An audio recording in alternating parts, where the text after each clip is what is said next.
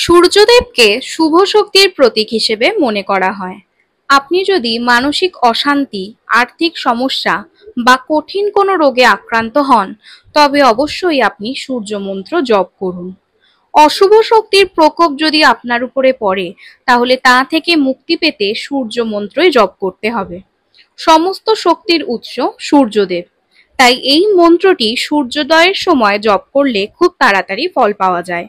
এই মন্ত্রটি আপনারা অবশ্যই 108 বার জপ করবেন। ভিডিওটি যাতে বড় না হয় সেই কারণে আমি 3 বার পাঠ করছি, তবে আপনাদের কাছে অনুরোধ আপনারা অবশ্যই 108 বার জপ করবেন। মন্ত্রটি শুরু করছি। আপনারাও আমার সাথে এই মন্ত্রটি পাঠ করা শুরু করুন। ওং ঘৃণী সূর্যায় নমঃ। ওং ঘৃণী সূর্যায় নমঃ। ওং ঘৃণী সূর্যায় নমঃ।